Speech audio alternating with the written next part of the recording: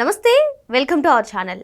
2 రోజులుగా కూడా శాసన మండలిలో అంత గందరగోళ వాతావరణం నెలకొనడం మనం చూస్తూనే ఉన్నాము. బొత్స సత్యనారాయణతో కలిసి మిగతా వైసీపీ ఎమ్మెల్సీలందరూ కూడా ప్లకార్డులు ప్రదర్శించడం, అక్కడంతా గందరగోళ వాతావరణం నెలకొల్పడం. మరోపక్క చూసుకున్నట్లయితే హెరిటేజ్, ఇందాపూర్ డైరీ సంస్థల గురించి ప్రస్తావించడం. మొత్తాన్ని ఏ విధంగా చూడాలి?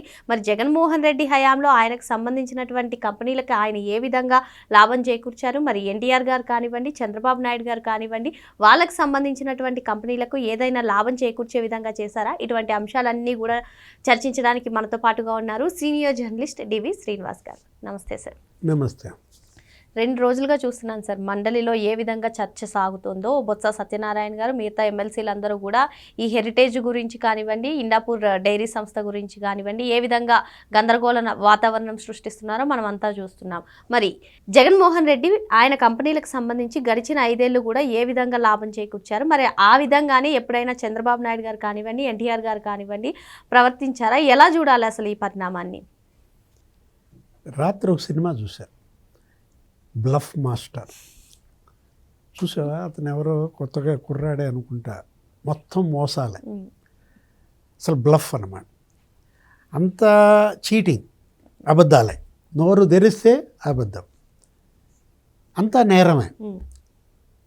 అంటే అసలు అదేదో జగన్మోహన్ రెడ్డిని పెట్టి తీస్తే పోయేది కదా సినిమా. ఆ బ్లఫ్ మాస్టర్ అంటే అసలు ఈ పార్టీయే బ్లఫ్ మాస్టర్స్ పార్టీయా? ఈ అబద్ధాలేంటి, ఈ మోసాలేంటి? అంటే జనం పిచ్చోళ్ళు అనుకుంటారా? ఇప్పుడు 2 రోజులుగా కౌన్సిల్ అసలు జరగనీటిల్లా. ఏది మొన్న వాయిదా పడింది. ఇవాళ కూడా బొత్స సత్యనారాయణ గారు ఆయన నేతృత్వంలో గోయిందా గోయిందా అంటే ఒక కౌన్సిల్లో గోయిందా కొడితే చాలదు, మొత్తం వీళ్ళు రాష్ట్రం అంతా తిరగాలి. వైసీపీ ఎమ్మెల్సీలు, ఎంపీలు, ఈ ఓడిపోయిన ఇన్ఛార్జీలు జగన్మోహన్ రెడ్డి ఆధ్వర్యంలో నామాలు పెట్టుకుని, గుళ్ళు చేయించుకుని, పొర్లు దండాలు పెడుతూ తిరుపతి దాకా వెళ్తే తప్ప ప్రాయశ్చిత్తం జరగదు. వీళ్ళు చేసిన మహాపాపానికి ప్రాయశ్చిత్తం జరగదు అని ఎవరంటున్నారు? సాధువులు అంటున్నారు. స్వామీజీలు విశాఖపట్నంలో మీటింగ్ పెట్టి మొన్నే మనం చూసాం, శ్రీనివాసానంద సరస్వతి వీళ్ళందరూ కూడా జగన్మోహన్ రెడ్డి ప్రాయశ్చిత్తం చేసుకోవాలి అంటే. ఇప్పుడు ఇక్కడ ఇందాపూర్ అంటాడు, ఆ భూమన కరుణాకర్ రెడ్డి అంటే డైవర్షన్ అన్నమాట. సుబ్బారెడ్డి ఏమో కల్తీ జరిగిందని ఒప్పుకున్నాడు, భూమన కరుణాకర్ రెడ్డి ఏమో యాగం అంటాడు, ఫ్లెక్సీలు అంటాడు. మళ్ళీ అంబటి రాంబాబు ఏమో ఫ్లెక్సీలు తీసేయమంటాడు. మళ్ళీ కమ్మ కాపు అంటారు, కాపు టైగర్ అంటారు, బిల్ గేట్స్ అంటారు. మళ్ళా సైకో రాక్షసుడు అని బిల్ గేట్స్ అంటారు. లేదు సమోసాలు లెక్క చెప్పండి అంటారు. అంటే ఏంటి డైవర్షన్ అంతా? దేని నుంచి డైవర్షన్ చేయటం కోసం? ఇప్పుడు నువ్వు అన్నావు ఇందాపూర్ డైరీ. ఇప్పుడు బొత్స సత్యనారాయణ నిన్న ప్రెస్ మీట్లో వెనకాల ఉన్నాడని అడిగాడు, నెయ్యి ప్యాకెట్ ఇటీ అన్నాడు. వాడేదో ఒక ప్యాకెట్ తిరగేసి ఇచ్చాడు. తిరగేసి ఇస్తే ఆయన ఇడిదిప్పి చీజ్ ప్యాకెట్ చూపిస్తాడు. దాని మీద స్పష్టంగా చీజ్ అని కనపడుతుంటే ఇదిగో హెరిటేజ్ నెయ్యి అంటారు, నాకు కనపడతలేదు అంటాడు. అంటే ఎవరిని బకరా చేసినట్టు? బొత్సాని బకరా చేశారా? మొత్తం వైసీపీ పార్టీనే బకరా పార్టీయా? లేదు జనాన్ని బకరా చేస్తున్నారా? ఇప్పుడు ఇందాపూర్ డైరీ అమ్మ, అది ఎక్కడ ఉంటుంది? మహారాష్ట్ర, పూణేలో ఉంటుంది. 24 ఏళ్ల క్రితం పెట్టారు అది. అదో 500 కోట్ల ఏమో టర్న్ ఓవర్ ఉంటుంది దానికి. దాన్ని తీసుకొచ్చి చంద్రబాబు బినామీ అంటారు. నేను ఊరికే చూసా అసలు దేశంలో ప్రముఖ డైరీలు ఏంటి, ఫస్ట్ 10 ఏంటి అని చూస్తే నంబర్ 1 అమూల్, 1,00,000 కోట్ల టర్న్ ఓవర్, 36 లక్షల మంది ఏమో రైతులు ఉంటారు. గుజరాత్. చంద్రబాబు బినామీయా? జగన్ బినామీయా? ఎందుకంటే జగనేగా మరి అమూల్ పాలు అమ్మిచ్చింది. మొత్తం డైరీలన్నీ అమూల్కి ఇచ్చాడు. అప్పుడు దగ్గర దగ్గర ఒక 5,000 కోట్లు ఏమో అమూల్కి సమర్పయామి, ఎక్విప్మెంట్ అని, లేకపోతే వాళ్ళు ఏదో డైరీలు పెట్టుకుంటున్నారని విజయసాయి రెడ్డి ఏదో మాట్లాడి చేసిన పరిస్థితి. అమూల్ జగన్ బినామీ అందామా? అంటే ఈ ప్రముఖమైనటువంటి కంపెనీలు కదా. ఇప్పుడు అమూల్ కాకపోతే సెకండ్ ప్లేస్ ఏది? Mother Dairy. మదర్ డైరీ దగ్గర దగ్గర 17,500 కోట్లు టర్న్ ఓవర్. నీకు అది 100 ప్రోడక్ట్స్ 100 నగరాల్లో అమ్ముద్ది. Mother Dairy. Next Nandini. Mother Dairy అంటే అది ఎక్కడో మరి హర్యానాలోనో ఎక్కడో ఉంటుంది. నందిని నీకు తెలుసు, ఏది కర్ణాటక, అదే కదా తిరుపతి. మరి వీళ్ళు సుబ్బారెడ్డి ఎక్కగానే ఆపేసాడు నందిని నెయ్యి. ఇప్పుడు మళ్ళీ కొంటున్నారు బిఆర్ నాయుడు ఆధ్వర్యంలో. ఆ నందిని అంతా 28,000 కోట్లు టర్న్ ఓవర్, 70 ప్రోడక్ట్స్, 100 నగరాల్లో అమ్ముంది.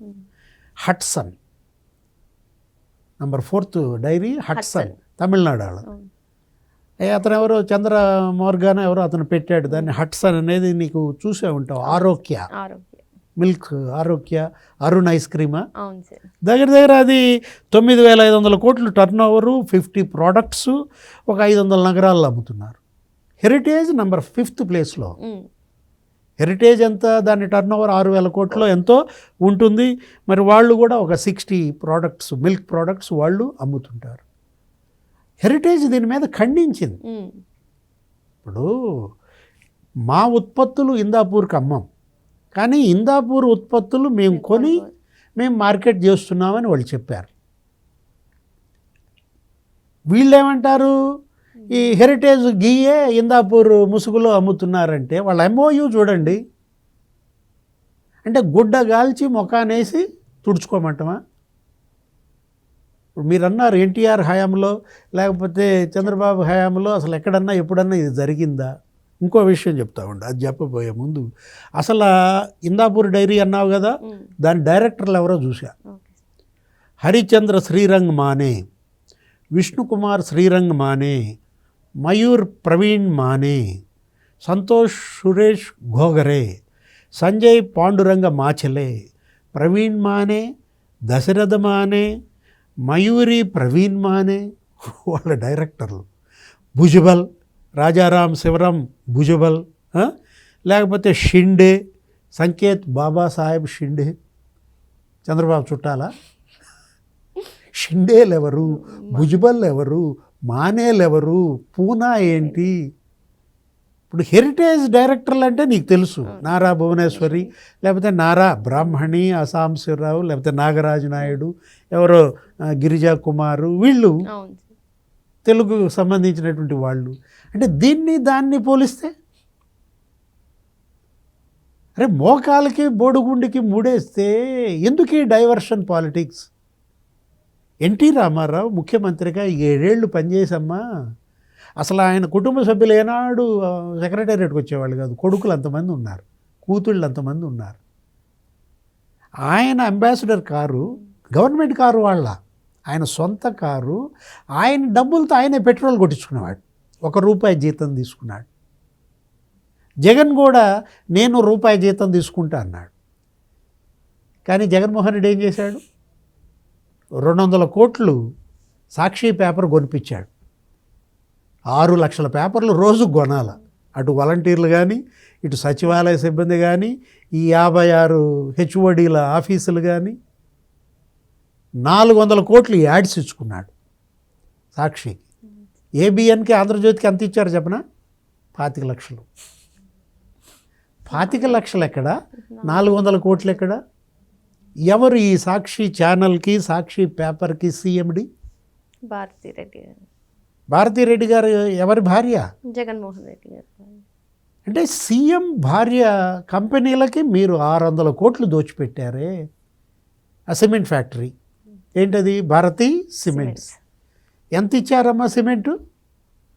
పేదల ఇళ్ళు కడుతున్నామని చెప్పి, పేదల ఇళ్ళకి సిమెంట్ కొంటున్నామని చెప్పి 165 కోట్లు భారతీ సిమెంట్ బిజినెస్ ప్రభుత్వంతో 165 కోట్లు సిమెంట్ బ్యాగులు కొనిపించారు. అరే ఆ సంచులు కూడా భారతీ పాలిమర్స్. అరే నీ సరస్వతి పవర్ ఎవరిది? సరస్వతి పవర్ జగన్మోహన్ రెడ్డి అమ్మ విజయమ్మ. 99% నాదే అని అంటుంది ఆమె. సరే 48% ఏమో ఉంది ఆమెకి. జగన్మోహన్ రెడ్డి, భారతి మేడం, ఆయనకో 25 ఉంటుంది, ఈమెకో 25 ఉంటుంది. మీరు డైరెక్టర్లుగా ఉన్న సరస్వతి పవర్కి ఎన్ని టీఎంసీలు నీళ్ళు ఇచ్చారు? అంటే ముఖ్యమంత్రి కంపెనీకి కృష్ణా జలాలు అన్ని టీఎంసీలు ఇచ్చుకుంటారా? ఏది conflict of interest? Chandrababu, NTR ఇలా చేశారా? ఇప్పుడు చంద్రబాబు వల్ల హెరిటేజ్కి ₹1 మేలు జరిగిందా చెప్పు? హెరిటేజ్కి సంబంధించి గోదావరి పుష్కరాల్లో అమ్మ ఏదో కొన్ని మజ్జిగ ప్యాకెట్లు కొన్నారు. అబ్బో దాని మీద అసలు ఏమి గోల్ చేశారంటే ఒక దాని దగ్గరే కాదు అందరి దగ్గర కొన్నారు.